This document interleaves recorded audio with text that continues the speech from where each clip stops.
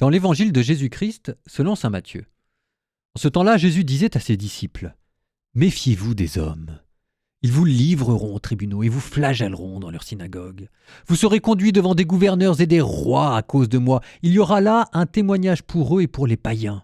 Quand on vous livrera, ne vous inquiétez pas de savoir ce que vous direz, ni comment vous le direz. Ce que vous aurez à dire vous sera donné à cette heure-là, car ce n'est pas vous qui parlerez. C'est l'Esprit de votre Père qui parlera en vous. Le frère livrera son frère à la mort et le père son enfant.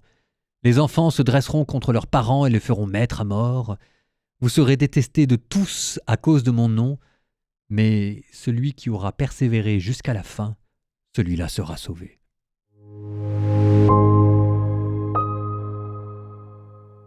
C'est toujours un peu curieux de se dire que le lendemain de Noël, c'est-à-dire aujourd'hui, le 26 décembre, on passe du blanc au rouge, de la fête au drame. Aujourd'hui, Saint Étienne, le premier martyr, le proto-martyr. Alors, on va jouer à un petit jeu des 7 familles aujourd'hui, pour rester un petit peu dans l'ambiance de Noël quand même. Dans la famille des premiers, si jamais je vous demande le premier saint, la première personne à être entrée au ciel, qui est-ce ? Ah, réponse, le bon larron. Jésus lui dit au haut de la croix, « Ce soir, tu seras avec moi au paradis. » Le premier saint, c'est le bon larron. La tradition lui a donné le nom de Dismas.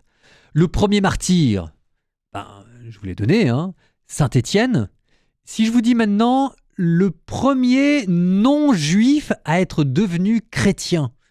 Alors là, c'est un peu particulier parce que les Actes des Apôtres vous en donnent plusieurs. Il y a eu un eunuque baptisé par Philippe dans le désert, mais il n'y avait personne pour assister à l'événement. Donc, on a plutôt l'habitude de parler de Corneille, un centurion romain.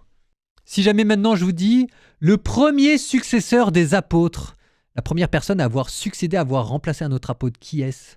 Cette fois-ci, c'est Matthias, qui a succédé à Judas. Je ne sais pas si ça fait très plaisir d'être le successeur de Judas, n'empêche qu'il porte un nom et c'est Matthias. Si jamais je vous demande cette fois-ci, le premier pape, facile, Pierre. Maintenant, si je vous demande le premier gouvernant de la première communauté chrétienne à Jérusalem, il s'agit de Jacques, le frère de Jésus. Bon, il y en a certainement d'autres, mais ça permet de voir dans Étienne, pas simplement le premier martyr, mais une de ces personnes qui pour nous a un charme particulier parce qu'il initie un commandement. Il y a le premier sien, il y a le premier martyr, il y a le premier successeur. Vous avez le christianisme en train de se mettre en place. Nous demandons à Dieu, en ce lendemain de Noël, de pouvoir être les dignes successeurs de Dismas, de Matthias, d'Étienne, de Pierre et de Jacques. Joyeux Noël encore une fois.